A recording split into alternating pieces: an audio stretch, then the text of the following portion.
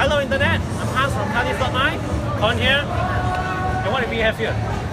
So, today at the Carlist Drive Test and Ride event, there is a bit of a surprise because it's very unusual that you have a case where a car is launched in Malaysia earlier than Japan. Really? Yeah, so what we have here is a Jazz facelift. Now, this model hasn't even been launched in Japan yet, and effectively Malaysia is the global debut of the Jazz facelift. And not only that, right now there is an additional variant to the Jazz, and what we are seeing here is a Jazz hybrid.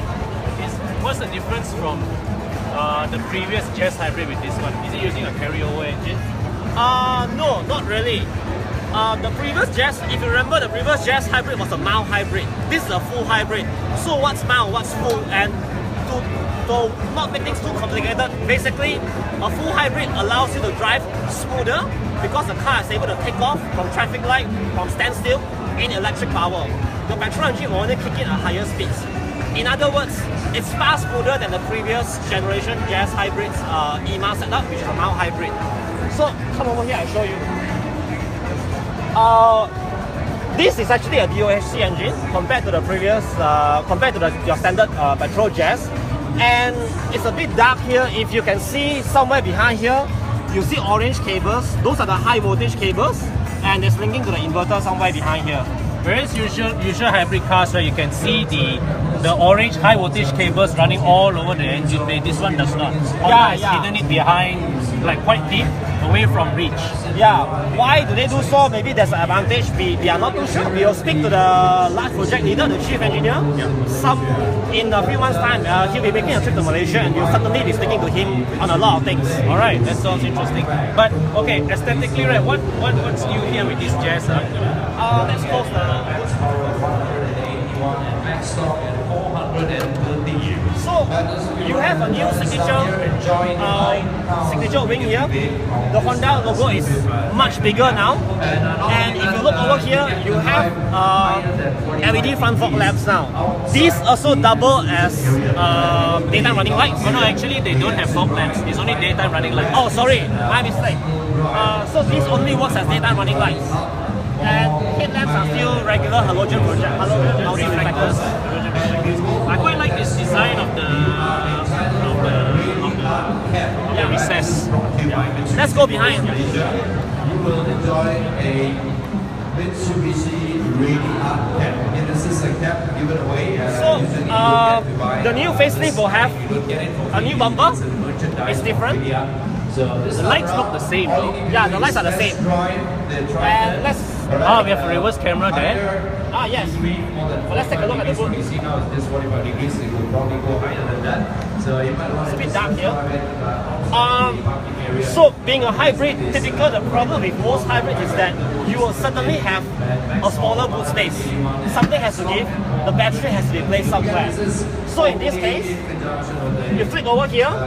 You have a small compartment here, but if you flip it further up, your traction battery, which is a lithium-ion battery, is placed over here. In other words, you don't have a spare wheel. You no longer have a spare wheel, not even a space saver. And what if you have a puncture? So if you have a puncture, there's this panel here. Open it. This is the tire repair kit. This is your inflator. This is your puncture repair kit.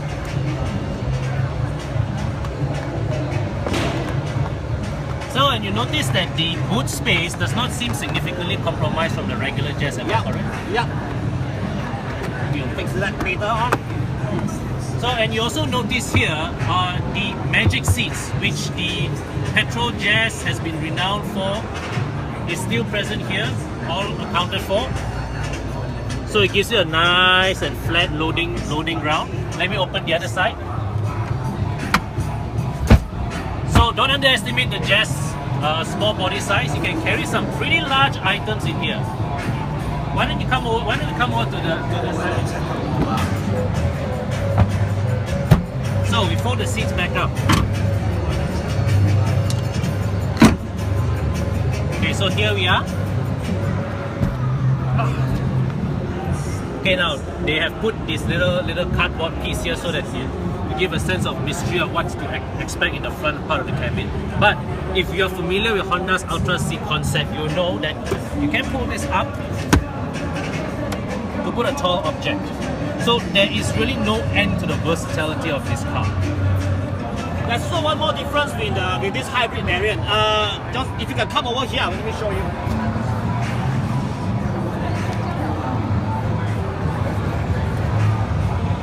So, like most hybrid cars, the battery needs to be cooled.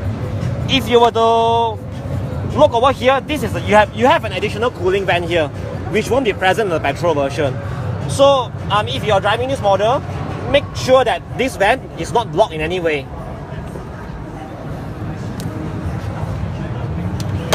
But is there a fan inside there?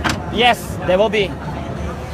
So it means that it sucks all the cool air, cool air conditioned air from the cabin to use it to cool the hybrid battery, right? So, what's the price? How much will this cost? We do not know yet, but we do know for a fact that the current generation Jazz, the pre-facelift model, the outgoing model, stocks at around 92k-ish, thereabout. So, being a hybrid model, this will certainly be a little bit more expensive. But if you were to look closer, this model, you have 15-inch wheels versus the B grade, the highest B grade 16s. And if you look over here, the wing mirror doesn't have integrated LED turn signals. Instead, the turn signals are fender mounted, which tells us that this is a mid-range model. But we still have keyless entry though, which is So, and you might have read that the transmission that's used here is a 7-speed dual clutch transmission. Now Malaysians, we all hear, oh no, it's a dual clutch, oh my gosh, it's going to break down on me. So, Honda has told us that they have spent the last 2 years perfecting the system, specifically for the Malaysian driving condition, Malaysian climate.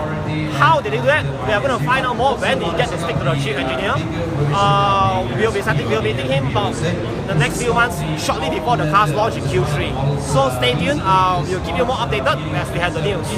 Thanks for watching. Bye-bye. And you get to enjoy 7,000 ringgit rebate from the outlet there, right? This is for those of you who have